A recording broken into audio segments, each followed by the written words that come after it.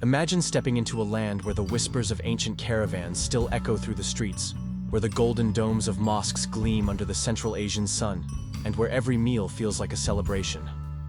This is Uzbekistan, a country nestled in the heart of the Silk Road, where history and modernity intertwine in a dance as old as time itself. Often overlooked by travelers, Uzbekistan is a treasure trove of culture, architecture, and traditions that have been preserved and cherished for centuries. As you wander through the bustling bazaars of Tashkent or the serene villages of the Fergana Valley, you'll quickly realize that Uzbekistan is not just a place, it's an experience. It's where the legacy of conquerors like Emir Timur, also known as Tamerlane, still looms large over cities like Samarkand, which he transformed into one of the most magnificent capitals of the medieval world. But Uzbekistan's story doesn't begin or end with Timur. Long before his reign, this land was home to advanced civilizations like the Sogdians, who were master traders and diplomats, and later the Persians, who left behind a rich cultural heritage. The Arabs brought Islam, the Mongols left their mark under Genghis Khan, and the Russians shaped its modern identity during the Soviet era. Each of these influences has woven itself into the fabric of Uzbek society, creating a culture that is as diverse as it is fascinating. At the heart of Uzbekistan's allure are its legendary Silk Road cities, Samarkand, Bukhara, and Khiva. Samarkand, often called the crossroad of cultures, is a city that dazzles the senses. The Registan Square, with its 3 grand madrasas, is a masterpiece of Islamic architecture, each tile telling a story of craftsmanship and artistry. Nearby, the Gur-e-Amir Mausoleum, where Timur himself is buried, stands as a testament to the grandeur of his empire. And then there's the Bibi Kanim Mosque, a structure so magnificent it was said to rival the heavens. Samarkand isn't just a city, it's a living museum, where the past and present coexist in harmony. Bukhara, another jewel of the Silk Road, feels like a city frozen in time. Its old center is a maze of narrow streets, trading domes, and ancient mosques. The Kalyan Minaret, known as the Tower of Death, has stood for nearly 1,000 years, while the Ark Fortress was the seat of power for Bukhara's emirs for centuries. Walking through Bukhara's bazaars, you can almost hear the echoes of merchants haggling over silk and spices, just as they did centuries ago. It's a place where history isn't just remembered, it's alive. Khiva, the smallest of the 3, is like something out of a fairy tale. Its entire old city, Ichankala, is surrounded by high walls and filled with palaces, mosques, and minarets. The Juma Mosque, with its forest of wooden pillars, and the Toshhovli Palace, with its intricate tilework, are just 2 of the many treasures waiting to be discovered here. Khiva isn't just a city, it's a journey back in time, a place where the spirit of the Silk Road still lingers in the air. But Uzbekistan is more than just its cities.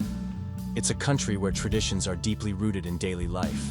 Hospitality is sacred here, and guests are treated like royalty.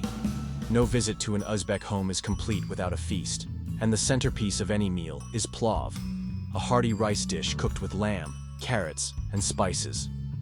Plov isn't just food, it's a symbol of community and celebration, often cooked in giant pots over an open flame for weddings and festivals.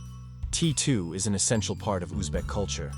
Whether it's green tea in the Fergana Valley or black tea in Karakalpakstan, offering tea is a sign of respect and friendship.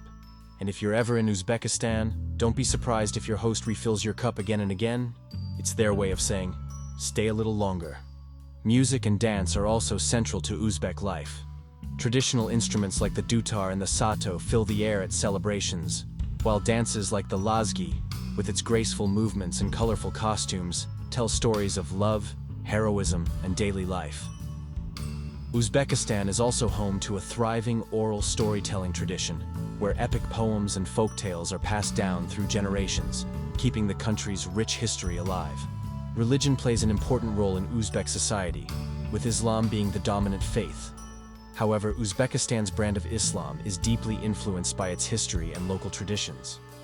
Sufism, the mystical branch of Islam, has a strong presence here, and shrines to Sufi saints are scattered across the country. One of the most famous is the Shah-e-Zinda necropolis in Samarkand, a stunning complex of blue-tiled mausoleums where pilgrims come to pay their respects and seek blessings. Uzbekistan is also a mosaic of ethnicities, each contributing to the country's rich cultural tapestry. The Uzbeks make up the majority of the population, but you'll also find Tajiks, Kazakhs, Karakalpaks, Russians, and Koreans, among others.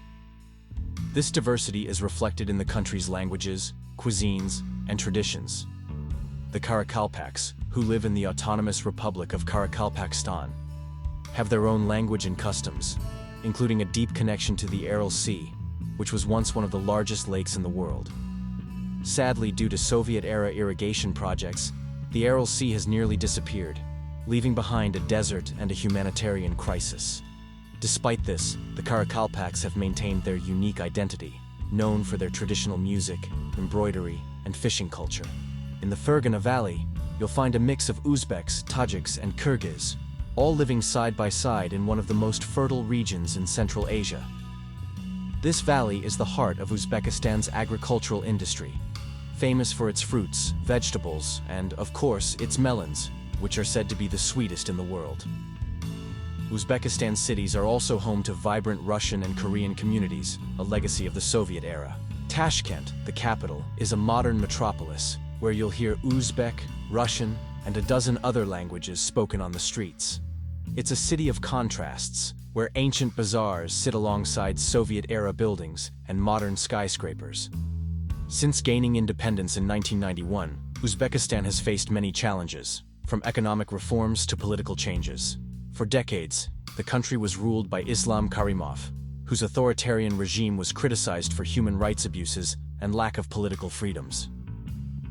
Since his death in 2016, Uzbekistan has been slowly opening up to the world under the leadership of President Shavkat Mirziyoyev. Reforms have been introduced to improve the economy, attract foreign investment, and promote tourism.